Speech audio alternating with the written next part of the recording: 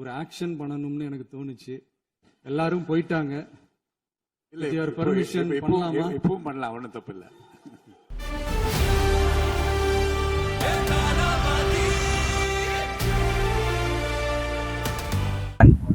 வணக்கம் வணக்கம் வணக்கம். நல்லா வணக்கம் வணக்கம். எதுக்கு இப்ப பல்படி விளம்பரம் மாதிரி பல்ல காமிச்சின்னு வாய் மூடுங்க. இப்போ நீங்க இன்ட்ரோ பார்த்துலேன்னு தெரிஞ்சிருக்கோம் நாங்க என்னத்தை பத்தி பேச போறோம்னு. ஜனநாயகன் படம். ஆனா ஊருக்குள்ள எல்லாரும் ஜனநாயகன் படம் இப்படி இருக்கு அப்படி இருக்கு, சில பேர் நல்லா இருக்குன்னு சொல்றாங்க, சில பேர் நல்லா இல்லைன்னு சொல்றாங்க. ஆனா நாங்க இன்னைக்கு என்ன பண்ண போறோம்னா ஒரு அன்னப்பறவையாவே மாற போறோம். புரியல? ஏதிஸ் அன்னப்பறவை என்ன பண்ணோம்? பாளையம் தண்ணியும் சேர்த்து வச்சா என்ன பண்ணோம்? ஆமா, இந்த மாதிரிதான் பாலை மட்டும் உறிஞ்சிட்டு தண்ணிய வச்சிடும். நான் குடிச்சு சாக்லேட். சரி, ஆனா அன்னப்பறவை சாக்லேட் எல்லாம் குடிக்காது, பாலை மட்டும் தான் குடிக்கும். ஓகேவா? சோ நம்மளும் என்ன பண்ண போறோம்னா ஜனநாயகன் படம் பார்த்துட்டோம்ல, அதுல நல்ல விஷயங்களை மட்டும் நம்மளுக்கு பிடிச்ச சில நல்ல விஷயங்கள், அந்த படத்துல சொன்ன சில நல்ல விஷயங்களும் வாழ்க்கையில முக்கியமான விஷயங்களை பத்தி நம்ம பேச போறோம். அதனாலதான் நம்ம இன்னைக்கு அன்னப்பறவையாவே மாற போறோம். அன்னப்பறவை பிரிச்சு பார்த்துட்டு பறந்து போயிடும். என்னை பத்தின உண்மை தெரிஞ்சதுன்னா என்னை பிரிச்சு மேய்ஞ்சிருவான். ஓகே. Point number 1. சோ இந்த படத்துல நிறைய interesting point, not interesting point, factuals points வந்து நம்ம சிஎம் விஜய் சார் சொல்லியிருக்காரு.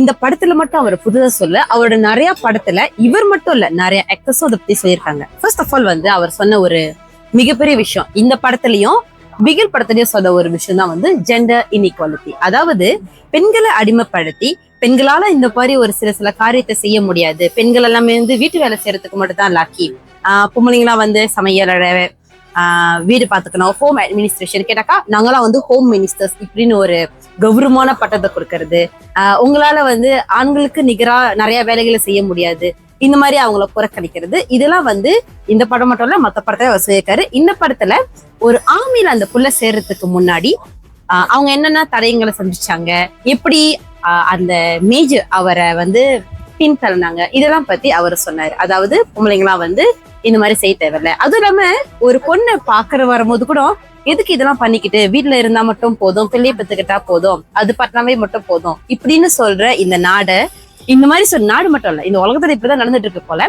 அப்படி இருக்கக்கூடாது. பொம்பளைங்களுக்கும் நீங்க கேர்ள்ஸுக்கும் நீங்க ஒரு முக்கியத்துவம் கொடுக்கணும், அவங்களுக்கும் ஒரு சான்ஸ் கொடுக்கணும், அவங்களுக்கும் ஒரு ஆப்பர்ச்சுனிட்டி கொடுக்கணும்னு சொல்றதுதான் மிஸ்டர் விஜய் வந்து எம்பசைஸ் பண்றாரு. அண்ட் இப்பயும் அவரோட பொலிட்டிக்ஸ்ல அவர் அதை எம்பசைஸ் பண்ணிக்கிட்டு தான் இருக்காரு. இதுதான் அவர்கிட்ட பிடிச்சிருந்தா எனக்கு ரொம்ப பிடிச்ச ஒரு பாயிண்ட்டும் அதுதான். ஆப்பர்ச்சுனிட்டி கொடுக்கணும் உமன்ஸ்க்கு அப்படின்னு சொல்றப்போ ஒரு விஷயம் என்னன்னா, நம்ம சொல்றப்போ ஆப்பர்ச்சுனிட்டி கொடுக்கணுங்கிறது ஏதோ ஸ்பெஷலா கொடுக்குற மாதிரி இருக்கு. உண்மையை சொல்ல போறோம்னா என்ன பொறுத்த வரைக்கும் ஈக்குவலா பார்க்கணும். ஓகேங்களா? இந்த படத்துல அதுதான் எனக்கு ரொம்ப பிடிச்ச விஷயம். ஈக்குவலா பாருங்க, ஏதோ புதுசா அவங்களுக்காக ஆப்பர்ச்சுனிட்டி கொடுக்கணும் அப்படிங்கறத தாண்டி அவங்களும் வரணும், ஈக்குவலா வரணும் அப்படிங்கிற ஒரு விஷயம். இன்னொன்னு விஷயம் நீங்க சொல்லியிருந்தீங்களே, இப்பயும் கூட இந்த மாதிரி அந்த ஜெண்டர் பேஸ்ட் ரோல்ஸ் இருக்குது போல அப்படின்னு எம்பசைஸ் பண்றேன். இப்பவும் இருக்குது, எனக்கு தெரிஞ்சவங்களே வந்துட்டு அதை ஃபேஸ் பண்ணியிருக்காங்க. ஸோ வெளியில தெரியாம இருக்கலாம், ஆனா சில ஹவுஸ்ல ஸ்டில் இந்த ஜெண்டர் பேஸ்ட் ரோல்ஸ், அந்த உமன்ஸை வந்துட்டு வெளியில அலோவ் பண்றது இல்ல, வேலைக்கு அலோவ் பண்றது இல்ல, இந்த மாதிரி சில விஷயங்கள்லாம் இன்னுமே நடந்துகிட்டு இருக்கு. வெளியே வரலங்கிறதுக்காக அது நடக்கலன்னு இல்லை. அதனாலதான் ஸ்டில் எங்களுக்கு சிஎம் மேல ஒரு தனி மரியாதை. என்னன்னா பிகாஸ் ஆஃப் திஸ் ஜெண்டர் ஈக்குவாலிட்டியை மறுபடியும் எம்பசைஸ் பண்றாரு, ஈக்குவலா வரணுங்கிறது எம்பசைஸ் பண்றாரு. அதனால we salute him. Point number 2, எனக்கு ரெண்டாவதா பிடிச்ச இந்த படத்துல பிடிச்ச ஒரு விஷயம் என்னதுன்னா உமன் அப்ஜெக்டிஃபிகேஷன். உமன் அப்ஜெக்டிஃபிகேஷன் இந்த சீன்ல உனக்கு ஞாபகம் இருந்துச்சுன்னா, அந்த போலீஸோட சீன் ஞாபகம் இருக்குல்ல? நார்மலா தான் ட்ரெஸ் பண்ணிருப்பாங்க, ஆனா இங்க தப்பு யாரு மேல? அவரு பார்த்த கண்ணோட்டம். ஏன்னா சில பேர் சொல்லுவாங்க, ஓ நீங்க ஒடுக்கமா ட்ரெஸ் பண்ணாதனாலதான் உங்களை ஆண்கள் பாக்குறாங்க, அந்த பொண்ணு ட்ரெஸ் பண்ணதுல என்ன தப்பு இருக்கு, சரி அந்த பொண்ணை விடுங்க, சின்ன பிள்ளைங்க ட்ரெஸ் பண்றதுல அப்படி என்ன பெரிய காமத்தை கண்டுபிடிச்சிங்கன்னா எனக்கு வந்து தெரியல, எப்படி அந்த அளவுக்கு போனுச்சுன்னு எனக்கு தெரியல. ஓகே, இன்னொரு விஷயம் இதுல சொல்ல வேண்டியது, உனக்கு தெரியுமா ரேப் பண்ணப்பட்ட சில லேடிஸோட ட்ரெஸ்ஸஸ் எல்லாம் வச்சிருப்பாங்க. நீ அதை பார்த்தனா எதுவுமே ஒரு காமத்தை தூண்டுற மாதிரி இருக்கவே இருக்காது.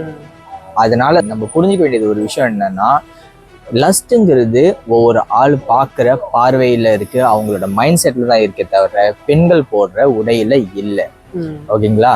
ஸோ உமன் ஆப்ஜெக்டிஃபிகேஷன் இன்னும் நடந்துகிட்டு இருக்கு. அதை தவிர்க்கணுங்கிறதுக்காக அகெயின் சிஎம் விஜய் வந்து படத்துல மட்டும் பேசல, சில சட்டங்களையும் வந்துட்டு தமிழ்நாட்டுல அமலுக்கு கொண்டு வந்திருக்காரு. ஸோ அதுக்காகவும் ஒன் மோர் சல்யூட். ஓகே, ஏன் இந்த உமன் ஆப்ஜெக்டிஃபிகேஷனை வந்து அவர் ரொம்ப எம்பசைஸ் பண்றாருன்னா, இது ஒன்றும் ஒரு புது விஷயம் கிடையாது. நிறைய நடந்துகிட்டு இருக்கு, நிறைய நடந்துகிட்டோ இருக்கு. இன்னும் இதை தவிர்க்கலாம், இன்னும் நடந்துகிட்டு தான் இருக்க போகுது.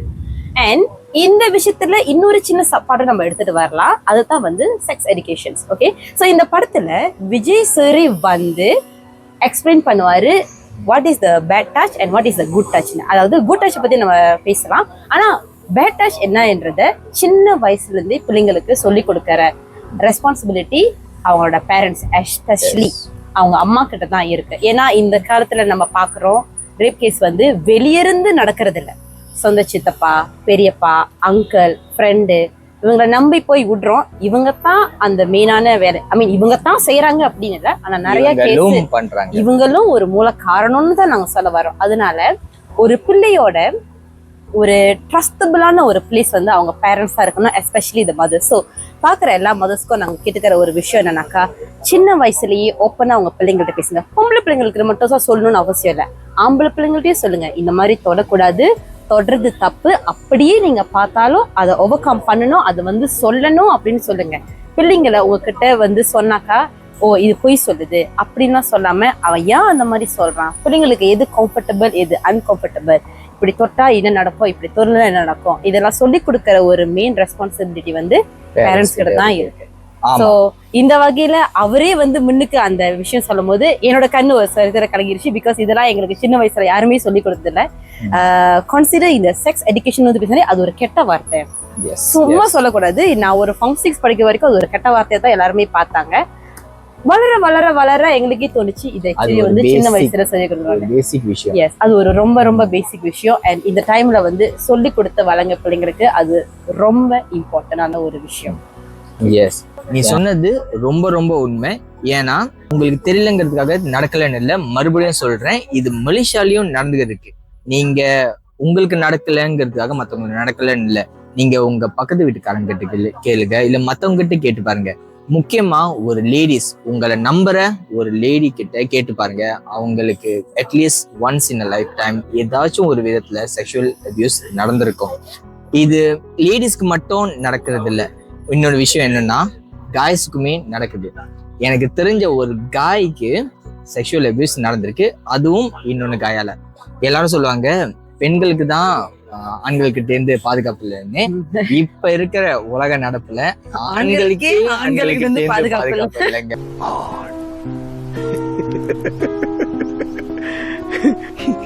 எவ்வளவு கேவலமான பிறவிங்க இல்ல நம்ம.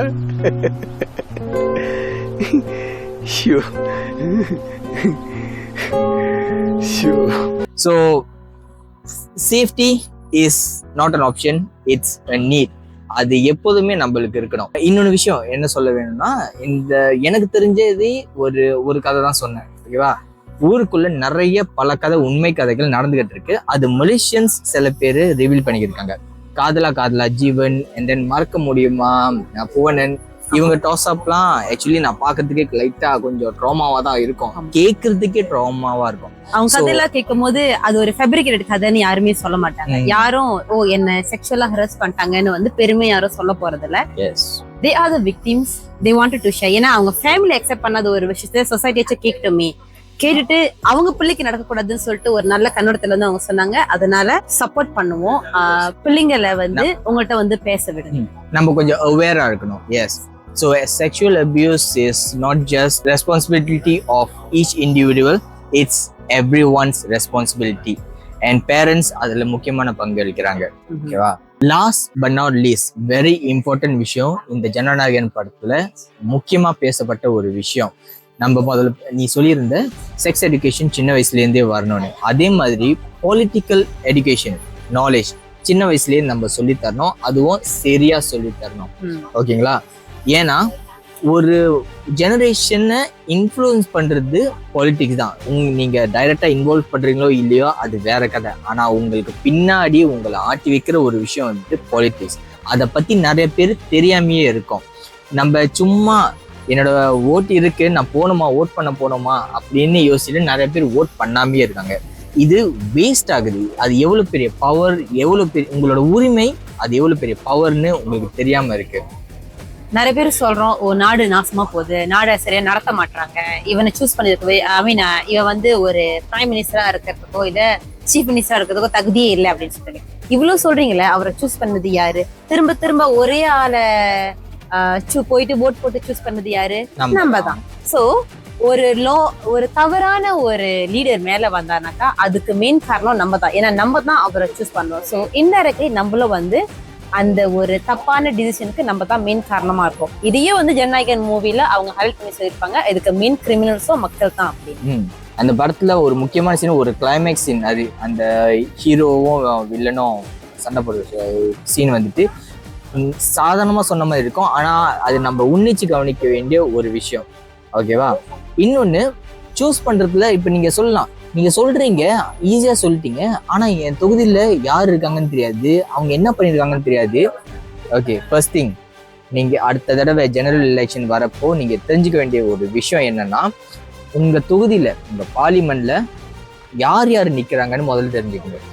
அதுக்கப்புறம் BYOD கேள்விப்பட்டிருப்பீங்க, ஆனா DYOD, two your own research. ஒவ்வொரு ஆளும் பாஸ்ட்ல என்னென்ன பண்ணியிருக்காங்க, இப்ப என்னென்ன ப்ராமிஸ் பண்ணியிருக்காங்க, இவங்களால பண்ண முடியுமா, அந்த மாதிரி அவங்கள பத்தி தெரிஞ்சுக்கிட்டு பண்ணுங்க. சில பேர் சொல்லுவீங்க, உனக்கு என்னப்பா நீ பைத்தியம் சொல்லிட்டு போயிருவ அப்படின்னு சொல்லுவாங்க. உனக்கு என்னப்பா நீ பைத்தியம், நீ என்ன வேணாலும் பேசலாம், நாங்க அப்படியா? உனக்கு டைம் இருக்கும், நீ பண்ணுவ. டைம் இருக்கு இல்லைங்கிறதுலாம் வேற விஷயங்க. உங்களுக்கு டைம் இருக்கிறவங்க two your own research. Time இல்லையா, கேட்டு தெரிஞ்சுக்கங்க, மத்தவங்க கிட்ட கேட்டு தெரிஞ்சுக்கங்க. ஒரு ட்ரஸ்டட் சோர்ஸ் கிட்ட தேடுங்க. எங்க அப்பா இவருக்கு தான் ஓட் போட்டாரு, சோ நான் மகன் இவனுக்கு தான் போய் ஓட் போடுவேன், இவங்களுக்கு தான் நான் ஓட் போடுவேன் அப்படின்னு சொல்லிட்டு இருக்காதீங்க. ஒரு சிம்பிள் எக்ஸாம்பிள், உங்களுக்கு நாசிலமா பிடிக்கும் தான், அதுக்குன்னு ஒவ்வொரு நாளும் காலை மாலை இரவு நான் ஒரு 5 வருஷத்துக்கு நாசிலமாவே உங்களால சாப்பிட முடியுமா? முடியாது. டெய்லி லைஃப்ல ஒரு மாற்றத்தை எதிர்பார்க்குற நீங்க ஏன் உங்க ஆட்சியில ஒரு மாற்றத்தை எதிர்பார்க்க கூடாது? உங்க பவர், உங்க ஓட் உங்க கையில.